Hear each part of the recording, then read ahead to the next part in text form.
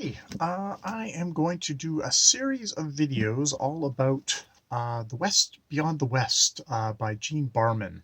This is the revised edition. It's a history of British Columbia, which is where I'm at. I'm on Vancouver Island in Victoria.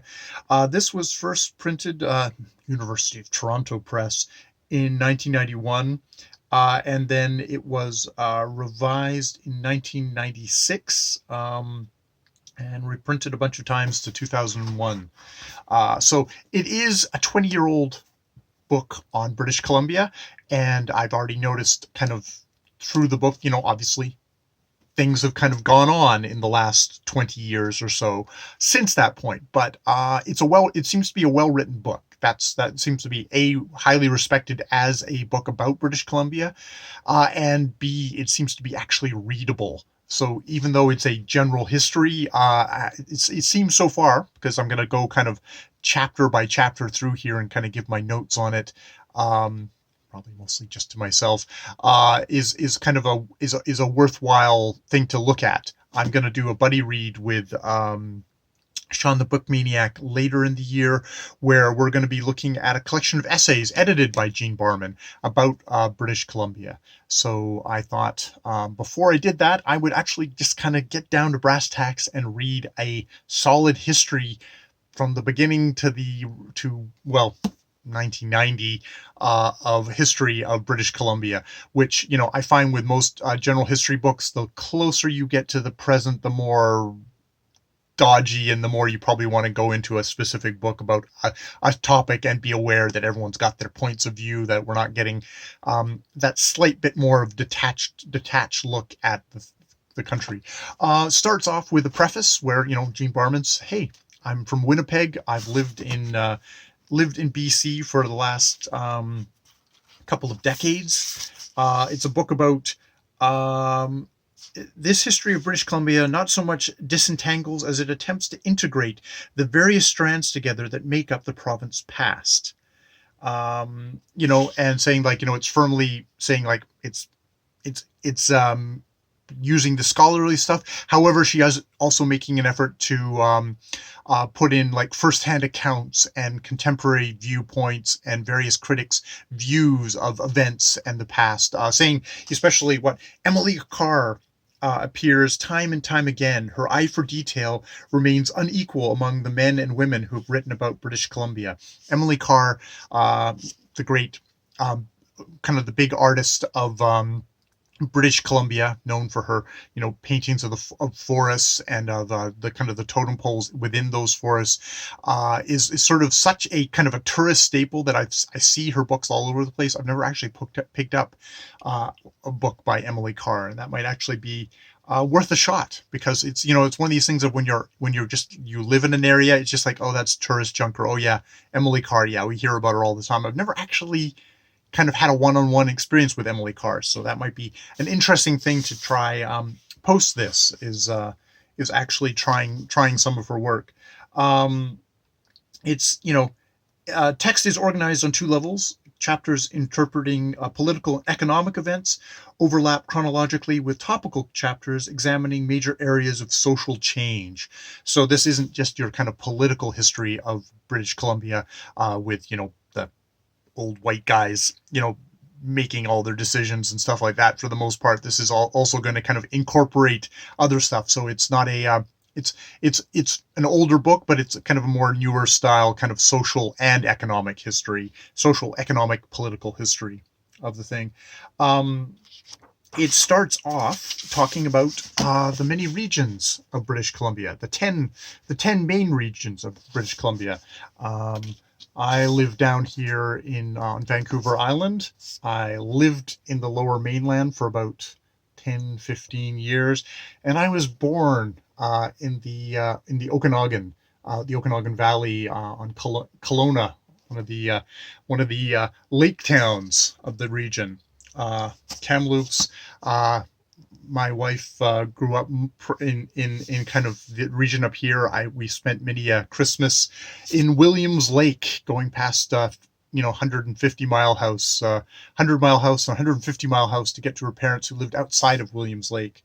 I've kind of traveled to bits of the Central Coast briefly, and stayed there. I've been into like kind of Cranbrook over here. I've been up to the central interior. It is a freaking giant province. It is one of these. It's what did I wrote down my little Wikipedia stuff, or just search. Our population at this point is about 5.1 million. Good hunk of that is all clustered in the Lower Mainland, in the kind of Greater Vancouver area. It's the third most populous province behind Ontario and Quebec.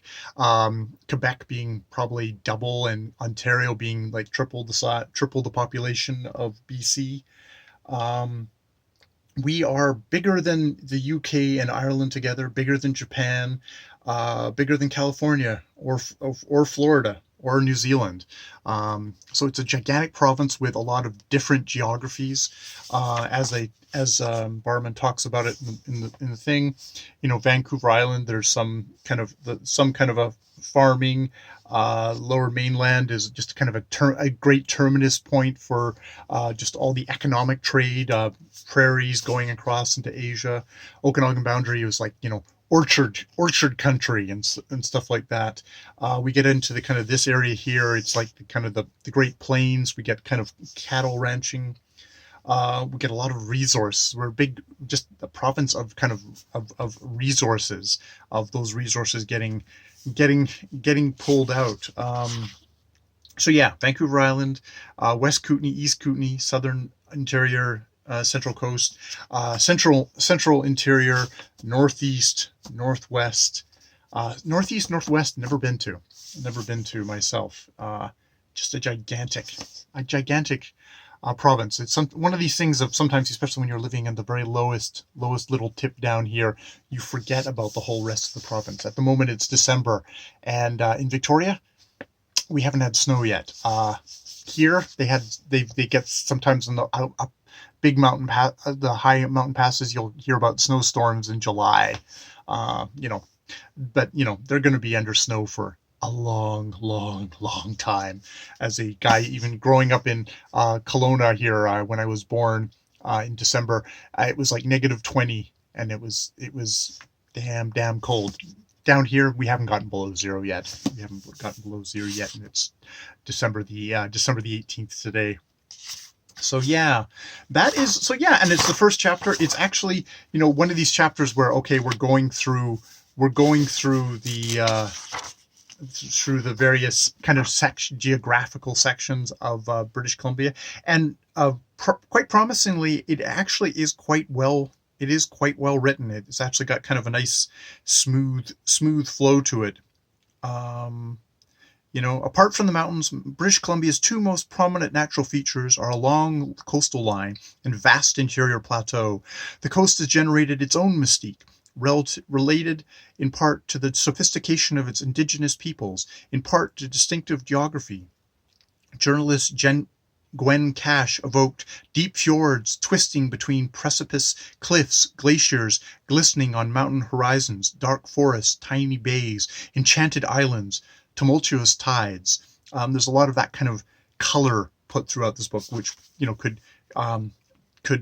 work against what could be kind of very kind of dry material.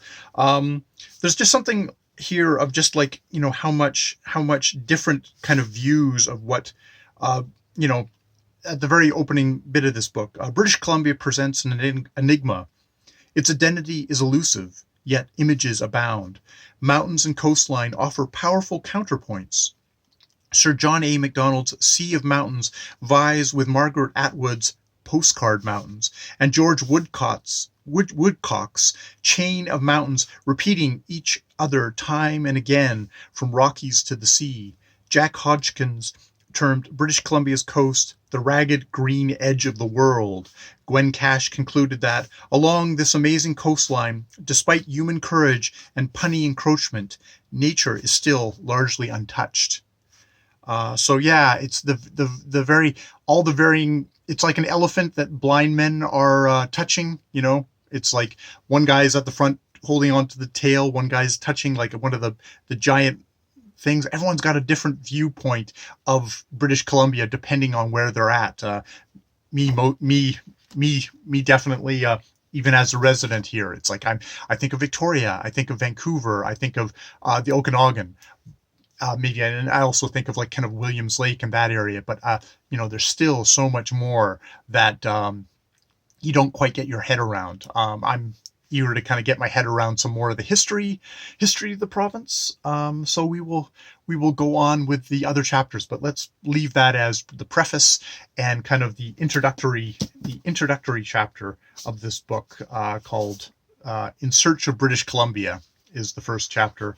And number 2 which I'll do next, is First Encounters, 1741 to 1825, dealing a lot with the native peoples and their, probably to their point of view, unfortunate encounter with the European colonists who come into the region. More videos later.